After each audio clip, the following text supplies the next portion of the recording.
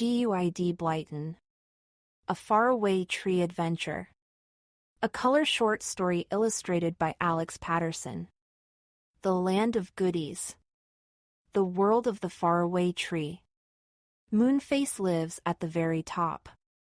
In his house is the start of the slippery slip, a huge slide that curves all the way down inside the trunk of the tree. Silky lives below Moonface. She is the prettiest little fairy you ever did see. Saucepan Man is a funny old thing. His saucepans make lots of noise when they jangle together, so he can't hear very well. The cloud above the tree leads to amazing places. Which land will the children visit this time? Joe, Beth, Franny, Cousin Rick. Chapter 1, The Woodpecker Brings a Note. Joe, Beth, Franny and Rick were usually very good children, but they had been rather naughty lately. Rick and Joe quarreled, and they fell over when they began to wrestle with one another, and broke a little table. Then Beth scorched a tablecloth when she was ironing it, and Franny tore a hole in her clothes when she went picking blackberries. "Really, you are all very careless lately," said their mother. "Joe, you will mend that table as best you can. Rick, you must help him, and if I see you quarreling like that again, I shall send you both to bed at once. Franny, why didn't you put on your old clothes when you went to pick blackberries, as I told you to? Now you will have to mend your clothes, and properly?" Beth had to wash the tablecloth carefully to try and get the scorch marks out of it. "Oh my, it's a pity all these things have happened this week," groaned Joe to Rick, as the two boys did their best to mend the table. "I'm afraid the Land of Goodies will come and go before we get there. I daren't ask Mother or Father if we can go off to the faraway tree. We've been so careless that they are sure to say no. Moonface and the others will be wondering why we don't go," said Beth, almost in tears. They were. The Land of Goodies had come, and a delicious smell kept coming down the ladder. Moonface waited and waited for the children to come, but they didn't. Then he heard that the Land of Goodies was going to move away the next afternoon, and he wondered what to do. "We said we'd wait for the children, but we don't want to miss going ourselves," he said to Silky. "We had better send a note to them. Perhaps something has happened to stop them coming." So they wrote a note, and went down to ask the owl to take it. But he was asleep. So they went to the woodpecker, who had a hole in the tree for himself, and he said he would take it. He flew off with it in his beak. He soon found the cottage and tapped on the window with his beak. "A lovely woodpecker," cried Joe, looking up. "See the red on his head? He's got a note for us." He opened the window. Mother was there, in the same room as the children, and she looked surprised to see such an unexpected visitor. Joe took the note. The bird stayed on the windowsill, waiting for an answer. Joe read it and then showed it to the others. They all looked rather sad. It was dreadful to know that the lovely Land of Goodies had come and was going so soon, and they couldn't visit it. "Tell Moonface we've been in trouble and can't come," said Joe. The bird spread its wings, but Mother looked up and spoke. "Wait a minute," she said to the bird. Then she turned to Joe. "Read me the note," she said. Joe read it out loud. "Dear Joe, Beth, Franny and Rick, the Land of Goodies is here and goes tomorrow. We have waited and waited for you to come. If you don't come tomorrow, we shall have to go by ourselves. Can't you come? Love from Silky, Saucepan, Moonface." "The Land of Goodies," said Mother in amazement. "Well, I never did hear of such funny happenings. I suppose there are lots of nice things to eat there, and that's why you all want to go. Well, you have been in trouble lately, but you've done your best to put things right. You can go tomorrow morning." "Mother!"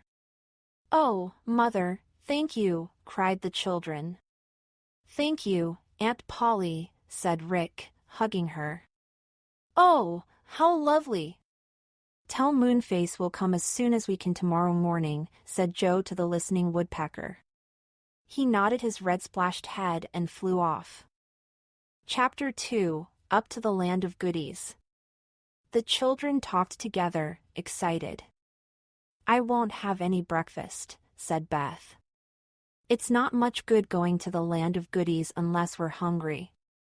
That's a good idea, said Rick. I think I won't have any supper tonight either.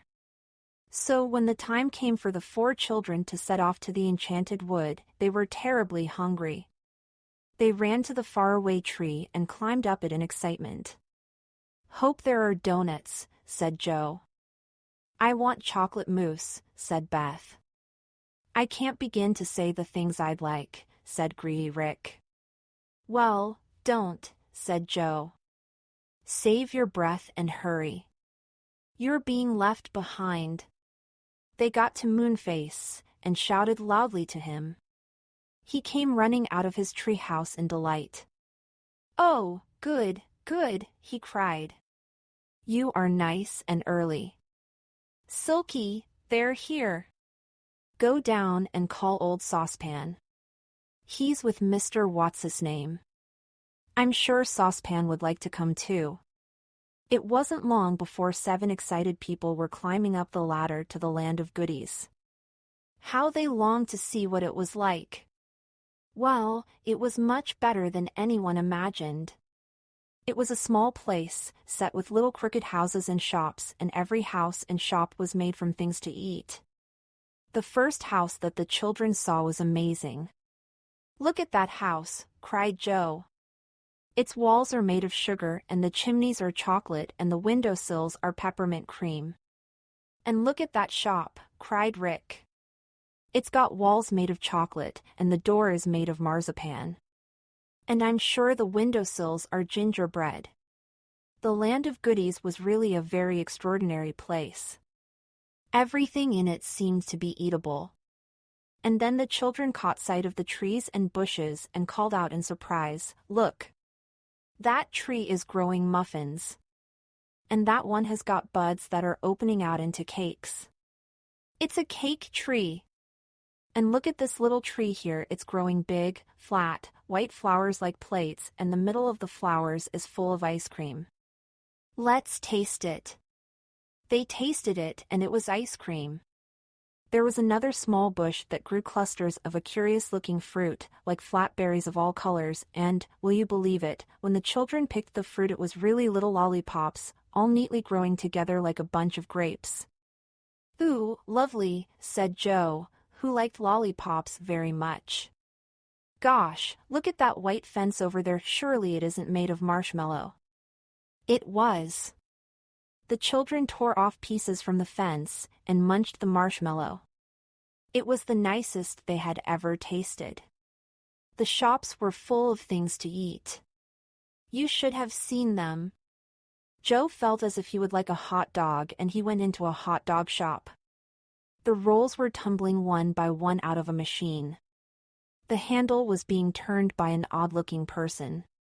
He was flat and golden brown and had raisin-like eyes.